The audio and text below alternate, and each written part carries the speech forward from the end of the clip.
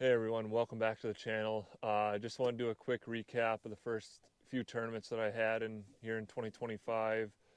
Had some video issues, got a few clips of some of the fish catches. Wasn't able to put just a full video together for each tournament, unfortunately.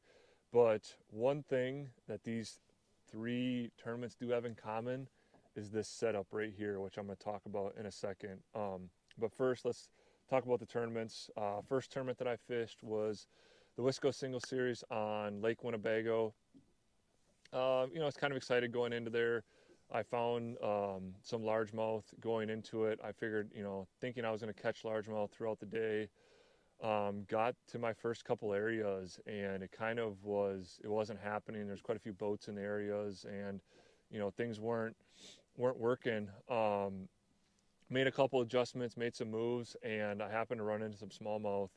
I ended up weighing just over 16 pounds, took a top 10 there, which was awesome.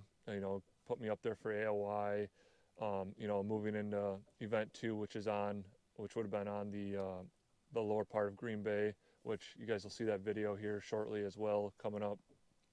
And then the other two tournaments I fished after we fished the single series on Winnebago, we went to Sturgeon Bay. We had two team events up there. I fished with Logan Bliss. Check out his videos as well. Some awesome content out there. We fished the Adrian's Memorial, WISCO Adrian's Memorial, and then the Sturgeon Bay Open. They were back-to-back tournaments, back-to-back weekends, two-day events.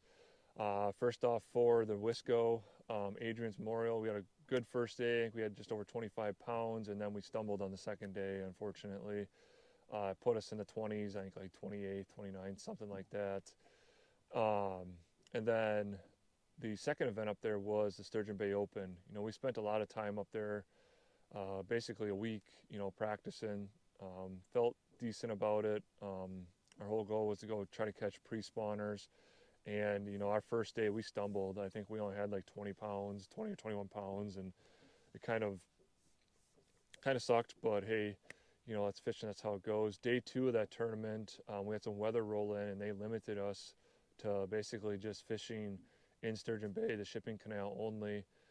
And we had a group of fish that we couldn't get going on day one, and day two we got them to go. We had over 26 pounds, almost 27, and it put us actually, I think 26th, and they paid 25 spots. We were the first team out of the money, but just to have that rebound was awesome. We knew we were in the right areas. It just, you got to get those fish to bite. But the main purpose of this video is to talk about what's sitting right next to me, and that is this setup right here. So this is all new stuff from TRIKA, new in 2025. First, let's talk about the rod. This is the 7.3 Lite in the spinning series. This is in the 6X, so it's got 6 carbon weave, Fuji guides, carbon reel seat, carbon handle, and the echo chamber. I talk about a lot, people. This thing is the real deal. This 7.3 Lite, when it first came out, the first thing I thought about throwing on it was right here what I have tied on.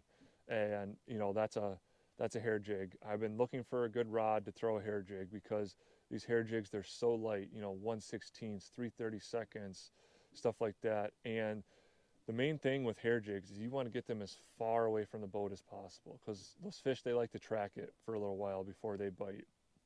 And having the right rod to do that is the key.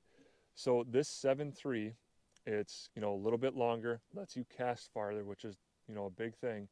And it's a light. So it's very, very parabolic. I mean, look at this. You can bend that right over basically. What that helps with is when that fish bites, first, you're not going to pull the bait away from the fish. You're going to let the fish get the bait. Second, when you do hook into that fish, so smallmouth, they like to jump a ton.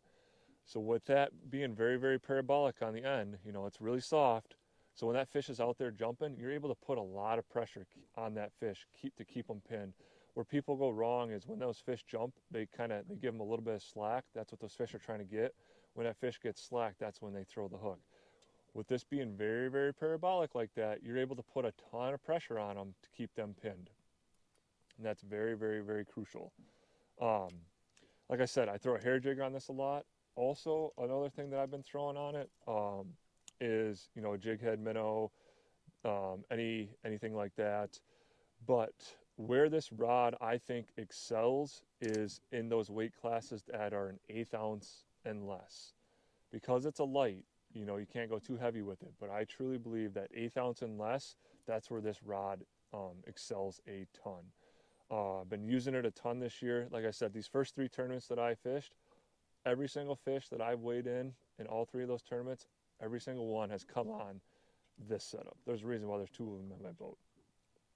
The other thing that's new in 2025 is TRIKA's spinning reels.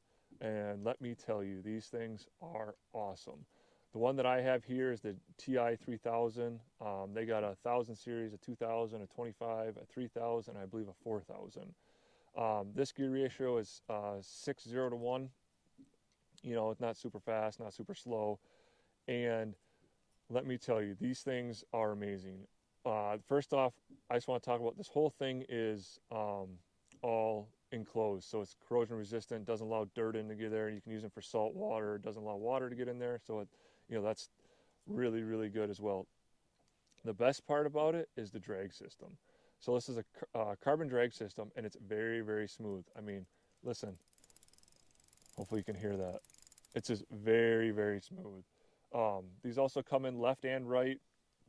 Also, the finish on them is, you know, looks very, very well done.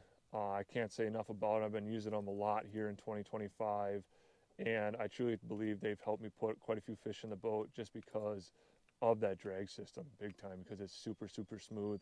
You know, you set that correctly, you don't have to worry about breaking your line or anything like that. I'm also pairing this up with Seagar's JDM line of braid. I think this is either 12 or 16 pound. And then I like to throw Tatsu for my fluorocarbon leader. I truly believe Tatsu is the best when it comes to these kind of techniques. I've had very good success with it, and I know I like it a lot. I usually throw 6 to 8 pound is normally what I'm throwing there. But I'm sure have you seen in a few of the few fish catches that I've played here, you know, you could see this rod. It bows up really nice, keep those fish pinned. I can't say enough about this setup. It is starting to become my favorite setup in my boat when it comes to the spinning side of things. Um, is it the best smallmouth setup out there? That's a good question. You tell me. I think it is. Uh, it's definitely helped me put a ton of fish in the boat, but I just wanted to get on and talk about this setup. Like I said, this is the TRIKA 7.3 Lite paired up with the TRIKA TI 3000, and this rod is in the 6X series. And if you're interested in checking one of these rods out, you can click the link below. Cool thing with TRIKA's warranty is you got 365 days to try them out. If you're not satisfied, you know, you can return it. Odds are you're not going to return it. But I highly suggest checking it out. Like to know what you guys think. But I'll end this video with a few fish catches so you guys can see that. You know, see how this rod bows up. And you know, if you're out on the water or anywhere and you see me, you know, come say hi. We'll talk fishing a little bit. But appreciate you guys watching. And hey, happy fishing, everybody.